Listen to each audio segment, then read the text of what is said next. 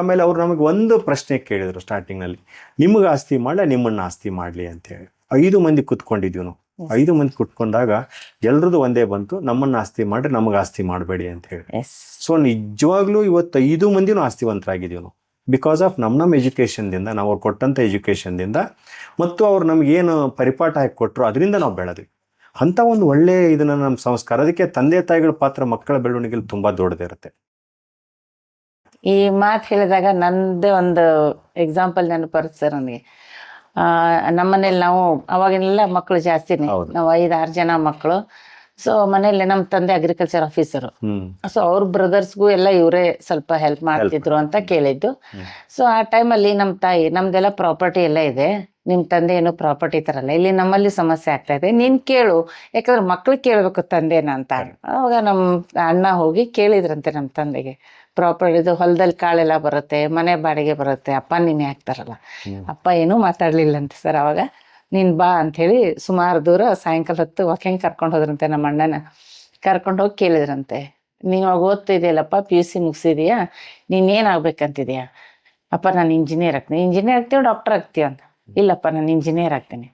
ಹಾಗಾದ್ರೆ ಈಗ ನಿನಗೆ 2 ಆಪ್ಷನ್ ಕೊಡ್ತೀನಿ, ನಿನಗೆ ನನ್ನ ಕಡೆ ಇರೋ ಪ್ರಾಪರ್ಟಿ ಏನಾದರೂ ಬೇಕಾ ಅಥವಾ ನೀನು ಇಂಜಿನಿಯರ್ ಆಗ್ಬೇಕಾ? ಅವಾಗ PUC ಅಂದ್ರೆ ಸುಮಾರು ಒಂದು 17 ವರ್ಷದ ಹುಡುಗ, ಏನ್ ಮಾಡ್ಬೇಕು ಅಂತೆಲ್ಲ ಯೋಚನೆ ಮಾಡಿದ. ಅಣ್ಣನೇ ದೊಡ್ಡವರು, ಅಣ್ಣನ ಕೆಳಗಡೆ ನಾವೆಲ್ಲ ಜವಾಬ್ದಾರಿ ಜಾಸ್ತಿ. ಅದಕ್ಕೆ ಅಣ್ಣ ವಿಚಾರ ಮಾಡಿ, ಇಲ್ಲಪ್ಪ ನಾನು ಇಂಜಿನಿಯರ್ ಆಗ್ತೀನಿ. ಅವಾಗ ಅಪ್ಪ ಹೇಳಿದ್ರಂತೆ, ಇಂಜಿನಿಯರ್ ಆಗಂಗಿದ್ರೆ ನೀನ್ ನಾನು ಏನೂ ಕೇಳ್ಕೊಡ್ದು, ನಿನ್ನ ಇಂಜಿನಿಯರ್ ಮಾಡೋ ಜವಾಬ್ದಾರಿ ನಂದು. ಇಲ್ಲ ನನಗೆ ಪ್ರಾಪರ್ಟಿನೇ ಬೇಕು ಅಂದ್ರೆ ನಿನಗೆ ನಾನು ಅದನ್ನು ಕೊಡ್ತೀನಿ, ನನಗೆ ನೀನೇನು ಕೇಳಲ್ಲ. ಸರಿ, ಕರೆಕ್ಟ್ ಮಾಡಿ. ಸೊ ಅವತ್ತು ಅಣ್ಣ ಡಿಸೈಡ್ ಮಾಡಿ ನಾನು ಇಂಜಿನಿಯರಿಂಗ್ ಆಗ್ತೀನಿ ಅಂತ ಹೇಳಿ ಅಣ್ಣ ಇಂಜಿನಿಯರಿಂಗ್ ಆಗಿ BHEL ಅಲ್ಲಿ ಡೆಪ್ಯೂಟಿ ಮ್ಯಾನೇಜರ್ ಆಗಿ ಅವರು ರಿಟೈರ್ ಆದ್ರಿ. ಇವಾಗ ಕಾನ್ಫಿಡೆನ್ಸ್ ಎಷ್ಟರೊಳಗೆ ಬಿಲ್ಡಪ್ ಆಗಿತ್ತಂದ್ರೆ, ಅಣ್ಣ ಸುರತ್ಕಲ್ ಇಂಜಿನಿಯರಿಂಗ್ ಕಾಲೇಜಲ್ಲಿ ಓದಿದ್ದು.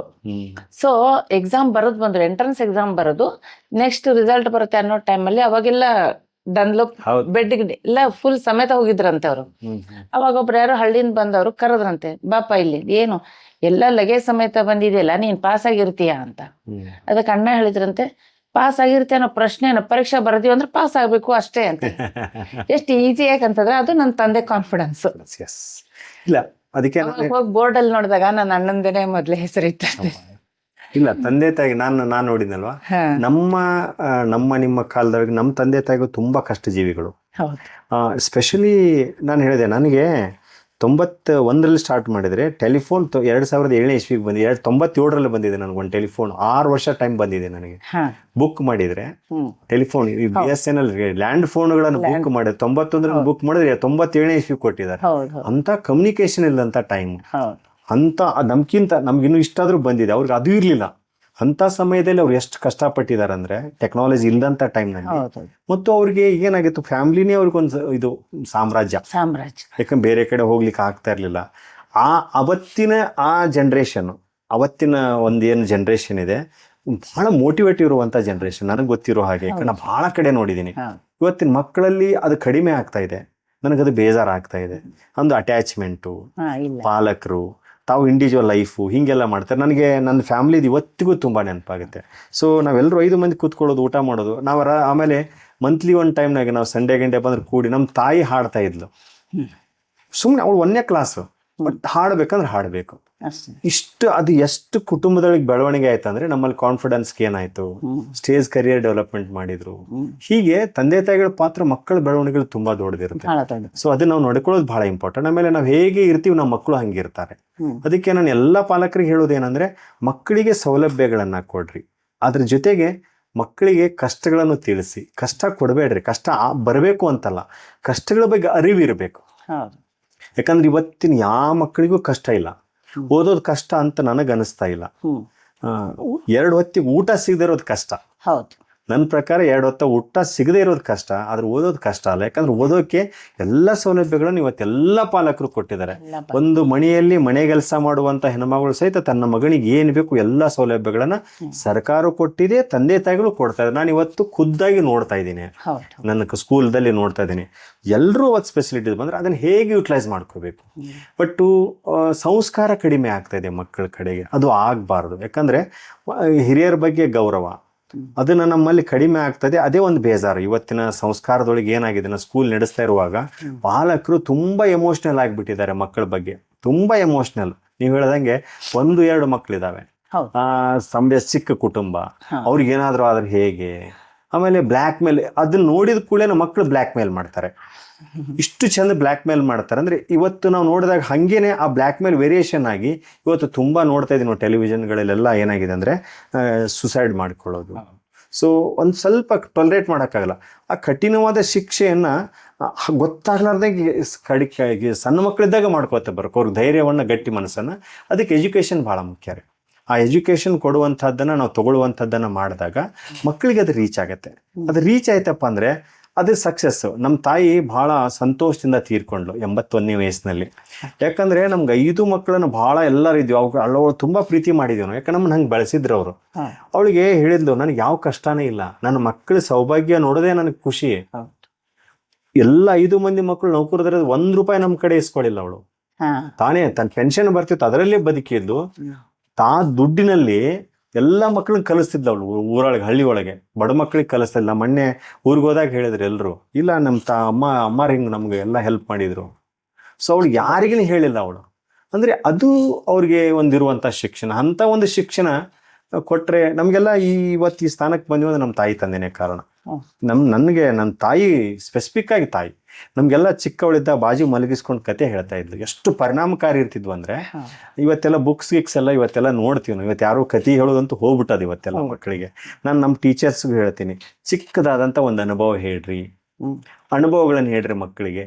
ಅವ್ರು ಒಂದ್ ಸಲ ಹೇಳಬೇಡಿ, 2 ಸಲ ಹೇಳಿ, 100 ಸಲ ಹೇಳಿದಾಗ ಮೈಂಡ್ನಲ್ಲಿ ಹೋಗುತ್ತೆ. ಒಂದು ವಿಷಯಕ್ಕೆ ಹೋಗ್ಬೇಕಾದ್ರೆ ಸಮಯ ಬೇಕು, ಅದಕ್ಕೆ ಸಮಯ ಬೇಕು, ಅದಕ್ಕೆ ನಾವು ಟೈಮ್ ಕೊಡಬೇಕು. ಆ ರೀತಿ ಇರುವಂಥ ಒಂದು ಶಿಕ್ಷಣ ಬರಬೇಕು. ಅದು ನನ್ನ ಕಲ್ಪನೆ. ಆ ನಿಟ್ಟಿನೊಳಗೆ ನಮ್ಮ ಪ್ರಯತ್ನಗಳು ನಡೆದಿದೆ. ಯಾಕಂದ್ರೆ ಟೀಚರ್ಸಿಗೆ ಟ್ರೈನಿಂಗ್ ಮಾಡ್ತೀವಿ ನಾವಿಲ್ಲಿ ಪ್ರತಿ ವರ್ಷನೂ 2 time. So 1 week before school start ಆಗೋಕ್ಕಿಂತ 1 ವೀಕ್ ಮೊದ್ಲಿಗೆ ಮಾಡ್ತೀವಿ. ಅಕ್ಟೋಬರ್ ಟೈಮ್ನಲ್ಲಿ 2 ಡೇಸ್ ಮಾಡ್ತೀವಿ ಅವ್ರಿಗೆ.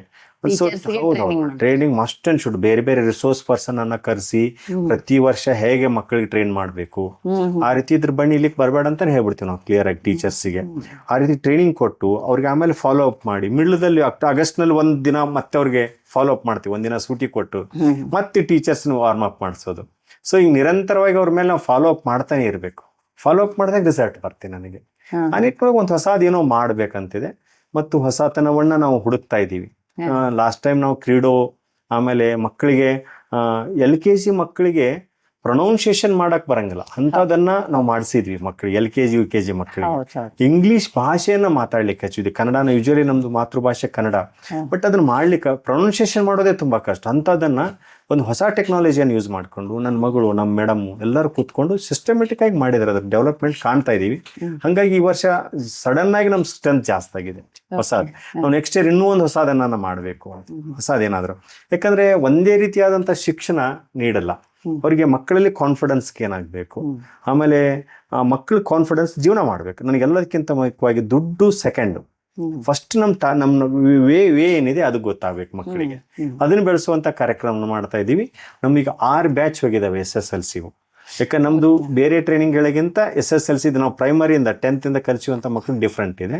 6 ಬ್ಯಾಚ್ ಹೋಗಿದೆ. ಈಗ ಆಲ್ರೆಡಿ ಇಂಜಿನಿಯರಿಂಗು ಮೆಡಿಕಲ್ ಮಾಡ್ತಾ ಇದಾರೆ ನಮ್ಮ ಹುಡುಗರು. ಇನ್ನೊಂದು 5-6 ವರ್ಷಕ್ಕೆ ರಿಸಲ್ಟ್ ಗೊತ್ತಾಗುತ್ತೆ ನನಗೆ. ಬಟ್ ಈ ವಿದ್ಯಾರ್ಥಿಗಳನ್ನ ಬಿಟ್ಟು ನಮ್ಮ ಕಾಲೇಜ್ ವಿದ್ಯಾರ್ಥಿಗೆ ರಿಸಲ್ಟ್ ಗೊತ್ತಿದೆ ನನಗೆ ಆಲ್ಮೋಸ್ಟ್. ಯಾಕಂದ್ರೆ ಅವ್ರದೊಂದು ಅಟ್ಯಾಚ್ಮೆಂಟ್ ಬೇರೆ. ಯಾಕಂದ್ರೆ 10+ ಬರ್ತಾರ ಅವರು. ಹೈಸ್ಕೂಲ್ದೊಳಗಿರುವಂತ ಅಟ್ಯಾಚ್ಮೆಂಟ್ ಟೀಚರ್ಸ್ ಜೊತೆಗೆ ಕಾಲೇಜ್ನಲ್ಲಿ ಬಂದಾಗ ತುಂಬಾ ಕಡಿಮೆ. ಸ್ಪೆಷಲ್ ITIದಲ್ಲಿ ನೋಡ್ತೀವಿ ನಾವು. ITI ಹುಡುಗರು ಸಿಗ್ತಾ ಇದೆ ಟೆಕ್ನಿಕಲ್ ಇನ್ಸ್ಟಿಟ್ಯೂಟ್ ವಿದ್ಯಾರ್ಥಿಗಳಿಗೆ.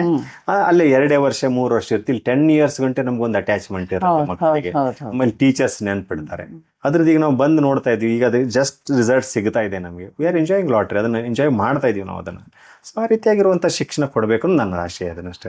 ಇವಾಗ ನಿಮ್ದು 10th ವರ್ಗೇನು ಹೈಸ್ಕೂಲ್ ಇದೆ, ಹೈಸ್ಕೂಲಿಂದ ಡೈರೆಕ್ಟ್ ನೀವು ಕಾಲೇಜ್ಗೆನೆ ಅಡ್ಮಿಷನ್ಸ್ ಕೊಡ್ತೀರಾ ಮಕ್ಕಳಿಗೆ, ಹಂಗೆ ಬರ್ತಾರ ಬರೀ ಕಾಲೇಜ್ ಬೇರೆ ಕಡೆಯಿಂದನೂ ಬರ್ತಾರ? ನೀವು ಬೇರೆ ಕಡೆಯಿಂದನೂ ಬರ್ತಾರೆ, ನಮ್ಮ ಮಕ್ಕಳಿಗೂ ತಗೋತೀವಿ, ಬೇರೆ ಕಡೆಯಿಂದನೂ ಬರ್ತಾರೆ, ಎಲ್ಲ ಕಡೆಯಿಂದ. ಯಾಕಂದ್ರೆ ನಮ್ಮ ಮಕ್ಕಳಿಗೆ ಅಷ್ಟೇ ಇರಂಗಿಲ್ಲ, ಅಲ್ಲಿದ್ದು ಇದನ್ನೇ ಚೇಂಜ್ ಆಗಿಬಿಡ್ತೇನೆ, ಪ್ಲಾಟ್ಫಾರ್ಮ್ ಚೇಂಜ್ ಆಗುತ್ತೆ. ಕಾಲೇಜಿಗೆ ಬಂದಮೇಲೆ ಹೊರಗಿನವ್ರಿಗೂ ಕೊಡ್ತೀವಿ, ನಮ್ಮ ಮಕ್ಕಳಿಗೆ ಕೊಟ್ಟು, ನಮ್ಮ ಮಕ್ಕಳು ಬೇರೆ ಕಡೆನೂ ಹೋಗ್ತವೆ. ನಮ್ಮ ಕಡೆಗೆ ಇಲ್ಲದಂಥ ಕೋರ್ಸ್ ಡಿಪ್ಲೊಮಾ ಮಾಡ್ತಾರೆ, ಅಲ್ಲಿ ಬೇರೆ ಕಡೆ ಹೋಗ್ತಾರೆ, ಅದು ಅವ್ರು ಇಷ್ಟ ಇರುತ್ತೆ. 10th ಮಟ್ಟ ಅಂತೂ ಇರುತ್ತೆ, ಆಮೇಲೆ ಆಫ್ಟರ್ ದ್ಯಾಟ್ ಅವ್ರು ಬೇಕಾದಲ್ಲಿ ಹೋಗ್ಬೋದು, ಏನು ತೊಂದರೆ. PUC ಆರ್ಟ್ಸ್ ಕಾಮರ್ಸ್ ಅಷ್ಟೇ, ಸೈನ್ಸ್ ಇಲ್ಲ ಮೇಡಮ್, ಆರ್ಟ್ಸ್ ಕಾಮರ್ಸ್ ಅಷ್ಟೇ ಇದೆ. ಡಿಗ್ರಿ BBA BCA ಕ್ಲೋಸ್ ಮಾಡಿದೀವಿ, ಈಗ BA BCom ಇದೆ ನಮ್ಮ ಕಡೆಗೆ. ಈಗ IT ಇದೆ, IT ಇದೆ. BSc ಎಲ್ಲ ಮಾಡ್ಕೊಂಡಿಲ್ಲ? ಇಲ್ಲ ಮೇಡಮ್ ಮಾಡಿಲ್ಲ, ನಮಗೆ ಜಾಗದ ಪ್ರಾಬ್ಲಮ್ ಇದೆ. ನಾವು ದೊಡ್ಡ ಕ್ಯಾಂಪಸ್ ಅನ್ನ ಮಾಡಬೇಕು. ನೆಕ್ಸ್ಟ್ ಪೀಳಿಗೆ ಹೇಗಿದೆ, ನನ್ನ ಮಕ್ಕಳು ಹೆಂಗ್ ಮಾಡ್ಕೊಂಡು ಹೋಗ್ತಾರೆ, ನೆಕ್ಸ್ಟ್ ಸಿಬ್ಬಂದಿ ಹೆಂಗ್ ಮಾಡ್ಕೊಂಡು ಅದ್ರ ಮೇಲೆ ಡಿಪೆಂಡ್. ಒಂದು ದೊಡ್ಡ ಕ್ಯಾಂಪಸ್ ಮಾಡ್ಬೇಕನ್ನುವಂತ ಆಸೆ ಇದೆ. ಸೊ ನೋಡೋಣ ಎಷ್ಟು ದೇವರ ಆಶೀರ್ವಾದ ಹೇಗಿದೆ, ಅವ್ರ ಪ್ರಯತ್ನ ಹೇಗಿದೆ. ನಾನಂತೂ ಎಂಜಾಯ್ ಮಾಡ್ತಾ ಇದ್ದೀನಿ ಮಕ್ಕಳ ಜೊತೆಗೆ. I am enjoying lot. ಮಕ್ಕಳ ಜೊತೆ ಖುಷಿಯಾಗಿದೆ ನನಗೆ. ಇಷ್ಟು ವರ್ಷದ ಜರ್ನಿಯಲ್ಲಿ ನಿಮ್ಮ ಮದುವೆ ನಂತರ ನಿಮ್ಮ ಶ್ರೀಮತಿ ನಿಮಗೆ ತುಂಬಾ ಹೆಲ್ಪ್ ಮಾಡಿದ್ರು? ಅಲ್ಲ, ಅವಳು ಇಲ್ಲ ಅಂದ್ರೆ ನಾ ಈ ಮಟ್ಟಕ್ಕೆ ಬೆಳಿಲಿಕ್ಕೆ ಆಗ್ತಾ ಇಲ್ಲ. ಏನ್ ಹೇಳಕ್ ಇಷ್ಟಪಡ್ತೀರಾ ಅವ್ರ ಬಗ್ಗೆ? ಇಲ್ಲ, ಅವಳಿಗೆ ನಾನು 28 years ಆದ್ ನನ್ನ ಮ್ಯಾರೇಜ್ ಆಗಿ.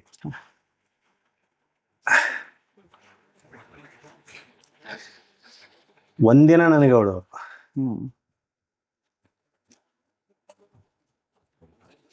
ಒಂದು ಏನೂ ಕೇಳಿಲ್ಲ, ನನಗೆ ಹೇಳ್ಬಾರ್ದು. ಇಲ್ಲ, ನಿಜ ನಿಜ, ಯಾಕಂದ್ರೆ ಬಹಳ ಮುಖ್ಯ ಆಗತ್ತೆ. ನನ್ನ ಮದುವೆ ಆದ ಹೊಸದ್ರಲ್ಲಿ ಅವಳಿಗೆ ಒಂದು ಪ್ರಶ್ನೆ ಕೇಳಿದೆ ನಾನು. ಆಕ್ಚುಲಿ ಅವಳು ಗ್ರಾಮಾಂತರದಿಂದ ಓದ್ ಬಂದವಳು. ನನ್ನ ಮದುವೆ 98ರಲ್ಲಿ ಆಯ್ತು. ನೀನು ನನ್ನ ಜೊತೆಗೆ ಕೆಲಸ ಮಾಡ್ತೀಯ ಅಥವಾ ಹೌಸ್ ವೈಫ್ ಆಗಿರ್ತೀಯ ಅಂತ ಕೇಳಿದೆ. ನಾನು ಕೆಲಸ ಮಾಡ್ತೀವಿ, ವಿಚಾರ ಮಾಡಿ. ನಾನು 1 week ಟೈಮ್ ಕೊಟ್ಟಿದ್ದೀನಿ. 21st May ನನ್ನ ಮ್ಯಾರೇಜ್ ಆದರೆ 1st June ಕೆಲಸಕ್ಕೆ ಸ್ಟಾರ್ಟ್ ಮಾಡಿದೆ. ಅವಳು ನಿರಂತರವಾಗಿ ಒಂದಿನ ತವ್ರ ಮನೆಗೆ ಹೋಗಿಲ್ಲ ಅವಳು, ರಿವರ್ಸ್ ನೋಡಲಿಲ್ಲ ಅವಳು. ಮತ್ತು ನಾನು ಅವಳಿಗೆ ಸಿಕ್ಕಾಬಟ್ಟಿ ಬೇದಿದ್ದೀನಿ, ಕಾಡಿದ್ದೀನಿ. ಬಟ್ ಅವಳು ಡೆವಲಪ್ಡ್ ಆಗಿದ್ದಾಳಲ್ಲ, ಖುಷಿಯಾಗಿದ್ದೀನಿ ನಾನು. ಬೈಯೋದು ಕಾಡೋದಕ್ಕೂ ಒಂದು ಕಾರಣ ಇರುತ್ತೆ, ಎಲ್ಲೋ ಒಂದ್ ಕಡೆ ತುಂಬಾ ವರ್ಕ್ ಮಾಡಿದ್ದಾಳೆ. ಮತ್ತು ಆ ಬ್ಯಾಕ್ ಬೋನ್ ಇಲ್ಲ ಅಂದ್ರೆ ನೆವರ್ ಥಾಟ್. ಬಟ್ ಆ ರೀತಿ ವೈಫ್ ಸಿಗೋದು ತುಂಬಾ ಕಷ್ಟ. ಖಂಡಿತ. ಆಮೇಲೆ ಯಾವತ್ತೂ ಏನು ಕೇಳಿಲ್ಲ ಅವಳು, ನಾನು ಕೊಡಿಸಿಲ್ಲ ಅವಳಿಗೆ. ನಮ್ ಲೈಫ್ ಅಂದ್ರೆ ಇನ್ಸ್ಟಿಟ್ಯೂಷನ್ ಅಂದ್ರೆ 24/7 ನಮ್ ಥಿಂಕಿಂಗ್ ಬರೀ ಸ್ಕೂಲ್ ಸ್ಕೂಲ್ ಸ್ಕೂಲ್ ಸ್ಕೂಲ್. ಮನೆಯೊಳಗೆ ಹೋದ್ರೆ ರಾತ್ರಿ ಮಲ್ಕೊಂಡಾಗ 12 ಗಂಟೆಗೆ ಸ್ಟಾರ್ಟ್ ಮಾಡ್ತಾಳೆ, ನಾಳೆ ಅದನ್ನ ಮಾಡೋಣ ಇದನ್ನ ಮಾಡೋಣ, ಹಿಂಗೆ ನಮ್ಮ ವಿಚಾರಗಳು. ಮನೆಯೊಳಗೆ ಮಕ್ಕಳ ಜೊತೆ ಸಹಿತ ಸ್ಕೂಲ್ ಎನ್ವೈರ್ಮೆಂಟ್ ನಮ್ದು. ಸೊ ಆ ರೀತಿಯಾಗಿ ನಂಗೆ ತುಂಬಾ, ಆಮೇಲೆ ತುಂಬಾ ಹಾರ್ಡ್ ವರ್ಕರ್ ಅವಳು, ತುಂಬಾ ವರ್ಕ್ ಮಾಡ್ತಾಳೆ. ಜಗಳ ಆಡ್ತೀವಿ, ಸಾಕಷ್ಟು ಜಗಳ ಆಡ್ತೀವಿ ನಾವು. ಬಿಕಾಸ್ ಆಫ್ ಒಂದೇ ಒಂದು ಪರ್ಸನಲ್ ಲೈಫ್ ನಲ್ಲಿ ಜಗಳ ಇಲ್ಲ ನಮ್ಗೆ, ಸ್ಕೂಲ್ ಬತಿಯಿಂದ. ಫ್ರೆಂಡ್ಸ್ ಆಫ್ ಒಪಿನಿಯನ್ಗಳು ಅವಳು ಬೆಳೆದಂಗೆ ಇರುತ್ತೆ. ಬಟ್ ತುಂಬಾ ವರ್ಕ್ ಮಾಡಿದ್ದಾಳೆ, ಅದನ್ನ ಹೇಳ್ತಿರೋದಂಥದ್ದು ವರ್ಕ್. ಆಮೇಲೆ ಅವಳು ಇನ್ಸೈಡ್ ನೋಡ್ಕೊಂಡು, ನಾನು ಔಟ್ಸೈಡ್ ನೋಡ್ಕೊಂಡೆ. ಸೊ ಒಳಗಡೆ ಎಲ್ಲ ಪಾಠ ಮಾಡ್ತಾಳೆ, ಅಡ್ಮಿನಿಸ್ಟ್ರೇಷನ್ ಕಲ್ಕೊಂಡು, ನಾವೆಲ್ಲ ಸ್ವಂತ ಕಲ್ಕೊಂಡು ಬಂದ್ವಿ ನಾವೆಲ್ಲಾನು. ಯಾವುದೇ ಟ್ರೈನಿಂಗ್ ಹೋಗ್ಲಿಕ್ಕೆ ನಮ್ಗೆ ಸಮಯ ಇರಲಿಲ್ಲ. Till today we are doing 24 hours work. ನಾವು ಇವತ್ತು 24 hours ವರ್ಕ್ ಮಾಡ್ತೀವಿ. ಎಷ್ಟು ಹೆಮ್ಮೆ ಇದೆ ಮೇಡಮ್. ತುಂಬಾ ಖುಷಿ ಇದೆ ಮೇಡಮ್, ಇಬ್ರು ಖುಷಿ ಅದೀವಿ. ಜಗಳ ಆಡಿದ್ರು ಖುಷಿ ಅದೀವಿ. ಆಮೇಲೆ ಅವಳು ಜಗಳಾಡ್ಬೇಕು. ನಾನು ಯಾವಾಗ್ಲೂ ಹೇಳ್ತೀನಿ, ಮನೇಲಿ ಎಲ್ಲಾ ಕಡೆ ಕ್ಲೀನ್ ಆಗಿದ್ರೆ ಅದು ಮನೆ ಅನ್ಸ್ಕೊಳಲ್ಲ, ಹೋಟೆಲ್ ಅನ್ಸ್ಕೊಳತ್ತೆ. ಅದು ಮನೇಲಿ ಎಲ್ಲಾನು ಶಾಂತ ಆಗಿದ್ರೆ ಅದು ಮನೆ ಅನ್ಸ್ಕೊಳಂಗಿಲ್ಲ. ಯಾವ್ದೋ ಗೆಸ್ಟ್ ಮನೆಗೆ ಹೋಗಿದೀವಿ, ಇದ್ದು ಬಂದಿತ್ತು, ಮನೇಲಿ ಜಗಳಾಡ್ಬೇಕು. ಆಮೇಲೆ ಮನೇಲಿ ಸಾಮಾನು ಅಲ್ಲೆಲ್ಲ ಒಂದ್ ಚೂರ್ ಹರಡಿರ್ಬೇಕು, ಅದು ಮನೆ ಅನ್ಸ್ಕೊಳ್ಳೋದು, ಅದೇ ಸಂಸಾರ ಅನ್ಸ್ಕೊಳ್ಳೋದು ಅಂತ ಹೇಳಿ. ಸರಿ, 35 ವರ್ಷದ ಈ ಜರ್ನಿಯಲ್ಲಿ ನೀವು ಅಷ್ಟು ವರ್ಷದಿಂದನೂ ನೀವು ಒಬ್ರು ಸ್ಟೂಡೆಂಟ್ ಆಗಿನೂ ಬಂದಿದ್ದೀರಾ, ಹಾಗೇನೆ ಇದು ಇನ್ಸ್ಟಿಟ್ಯೂಷನ್ ಬರ್ಬೇಕಾದ್ರೆ ಸಾಕಷ್ಟು ಸ್ಟ್ರಗಲ್ ಮಾಡಿದ್ರಿ. ಆಗಿನ ಮಕ್ಕಳಿಗೂ ಈಗಿನ ಮಕ್ಕಳಿಗೂ ಎಷ್ಟು ವ್ಯತ್ಯಾಸ ಕಾಣ್ತೀರಿ? ಮೇಡಮ್ ತುಂಬಾ ವ್ಯತ್ಯಾಸ ನೋಡ್ತಾ ಇದ್ದೀನಿ. ನನಗೆ 35 years ಇಂದ ನನ್ನ ಏಜ್ನವ್ರು ಬರ್ತಾ ಇದ್ರು ಅವಾಗ. 20, 30, 35 ವರ್ಷದಿಂದ ಇವತ್ತಿಗೂ ಅವರು ನನ್ನ ಬಗ್ಗೆ ಎಷ್ಟು ಪ್ರೀತಿ ಇದಾರಂದ್ರೆ, ಅವತ್ತಿನ ಮಕ್ಕಳಲ್ಲಿರುವಂತ ಒಂದು ಗುರು ನಂಬಿಕೆ ತುಂಬಾ ದೊಡ್ಡದು. ಅದು ಮೊದ್ಲಿಗೆ 10 ವರ್ಷ ಇತ್ತು, 20 ವರ್ಷ ಇತ್ತು, 10 ವರ್ಷ ಆಯ್ತು, 5 ವರ್ಷ ಬಂತು, ಈಗ 2 ವರ್ಷಕ್ಕೆ ಬಂದಿದೆ. ಅಂದ್ರೆ ಅಟ್ಯಾಚ್ಮೆಂಟ್ ಮಕ್ಕಳ ಕಡೆಗೆ ಗುರುವಿನ ಬಗ್ಗೆ ಕಡಿಮೆ ಆಗ್ತಾ ಇದೆ. ಅದಕ್ಕೆ ಕಾರಣ ಶಿಕ್ಷಕರೇನೋ ವಾತಾವರಣನೋ ಗೊತ್ತಿಲ್ಲ ನನಗೆ. ಬಟ್ ಒಬ್ಬ ಒಳ್ಳೆ ಶಿಕ್ಷಕ ಇದ್ರೆ ಆ ವಿದ್ಯಾರ್ಥಿ ಆ ಮಗುವನ್ನ ಪ್ರೀತಿ ಮಾಡ್ತಾನೆ. ಇದು ನನಗೆ ಗೊತ್ತಿರುವಂತ ಕಟು ಸತ್ಯ. ಮಕ್ಕಳನ್ನ ನೀವು ಹೇಗೆ ಅಟ್ಯಾಚ್ಮೆಂಟ್ ಮಾಡ್ತೀರಿ, ಅದ್ರ ಮೇಲೆ ಡಿಪೆಂಡ್. ಕಾಲ ಬದಲಾವಣೆ ಆಗಿಲ್ಲ, ನಾವು ಬದಲಾವಣೆ ಆಗಿದ್ದೀವಿ, ನಮ್ಮಲ್ಲಿ ಅಟಿಟ್ಯೂಡ್ಗಳು ಬದಲಾವಣೆ ಆಗಿದಾವೆ.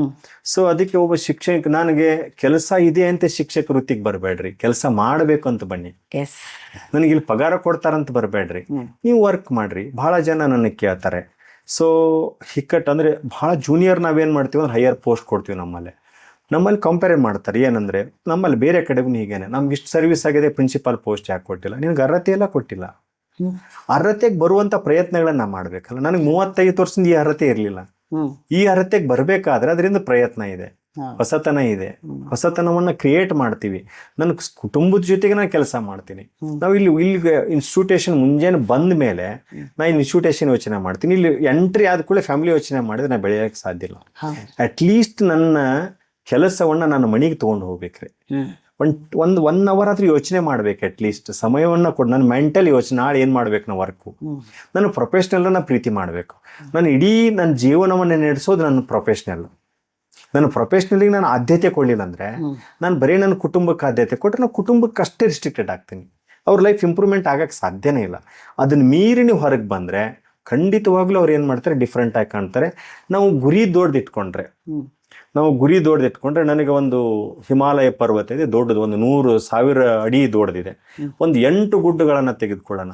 8 ಗುಡ್ಡಗಳನ್ನು ತೆಗೆದುಕೊಂಡಾಗ ಒಂದು 100 ಮೀಟರ್ ಇದೆ, ಒಂದು 200 ಮೀಟರ್ ಇದೆ, ಒಂದು 500 ಮೀಟರ್ ಇದೆ, ಒಂದು 1000 ಮೀಟರ್ ಇದೆ.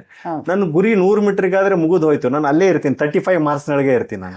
ನನ್ನ ಗುರಿ 1000 ಮೀಟರ್, ನಾನು ಇಲ್ಪ ನಾನು ಹಿಮಾಲಯ ದೊಡ್ಡದ 1000 ಅಡಿದ ಹತ್ತಬೇಕಂದ್ರೆ 100 ಮೀಟರ್ ನನಗೆ ನೆಗ್ಲಿಜಿಬಲ್ ಆಗಿಬಿಡುತ್ತೆ, ಸಣ್ಣದಾಗಿಬಿಡುತ್ತೆ ನನಗೆ. ಸೊ ಆ ನಿಟ್ಟಿನೊಳಗೆ ಮತ್ತು ನನಗೆ ಇದೆಲ್ಲ ನನಗೆ ಈ ರೀತಿ ನಮ್ಮ ಒಂದು ಇನ್ಸ್ಟಿಟ್ಯೂಷನ್ ಕಟ್ಟಲಿಕ್ಕೆ ನನಗೆ ರಾಜಕಾರಣ ಹುಚ್ಚಿದೆ ನನಗೆ. ನಾನು 83ರಲ್ಲಿ ನಾನು 8th ಕಲಿತಾ ಇದ್ದೆ, 88ನೇ ಇಸ್ವಿಯಲ್ಲಿ, 83ರಲ್ಲಿ 8th ಕಲಿವತ್ತಿನೊಳಗೆ ನನ್ನ ಊರಿಗೆ ಅವತ್ತು ಶಂಕರ್, ನಂಗೆ ಶಿಲ್ಮಾ ಹುಚ್ಚ ಅವಾಗ ನಮಗೆ ಶಂಕರ್ನಾಗ್ ಗಣಂತನಾಗ ನನ್ನ ಊರಿಗೆ ಬಂದಿದ್ರು. ಮತ್ತು ಅವ್ರು ನೋಡಕಂತ ಹೋದಾಗ ರಾಮಕೃಷ್ಣ ಹೆಗಡೆ ಅವ್ರ ಸ್ಪೀಚ್ ಕೇಳಿದೆ ನಾನು. ಅವತ್ತಿನ ಕಾಲದ ಒಬ್ಬ ಮುಖ್ಯಮಂತ್ರಿ, ಒಳ್ಳೆ ಮುಖ್ಯಮಂತ್ರಿ. ಮೋಟಿವೇಶನ್ ಆಯ್ತು ನನಗೆ ಸಾಮಾಜಿಕವಾಗಿ. ನಾನು ಹಿಂಗೆ ಆಗ್ಬೇಕು ಅನ್ನುವಂಥದ್ದು ಗುರಿ ದೊಡ್ಡದಿರಬೇಕು. ಸೊ ನಾನು ಒಬ್ಬ MLA ಆಗಬೇಕು ಅಂತ ಹೇಳಿ, MLA ಆಗಬೇಕು ಅಂತ ಹುಚ್ಚು ಬೆಳೀತಲ್ಲ, ಅದು ನಾನು ಪ್ರೈವೇಟ್ ಮಾಡ್ಲಿಕ್ಕೆ ಹಸ್ತು. ಹಂಗಾರೆ MLA ಆಗ್ಬೇಕಾದ್ರೆ ದುಡ್ಡು ಬೇಕು, ಸೊ ಜನರ ಬೆಂಬಲ ಬೇಕು. ಹೇಗಪ್ಪ, ಹಾಗಾದ್ರೆ ನಾನು ನೌಕರಿ ಒಳಗೆ ಹೋದ್ರೆ MLA ಆಗ್ಲಿಕ್ಕೆ ಆಗಲ್ಲ, ಪ್ರೈವೇಟ್ನೊಳಗೆ ಹೋದ್ರೆ MLA ಆಗ್ಲಿಕ್ಕೆ ಆಗ್ತದೆ.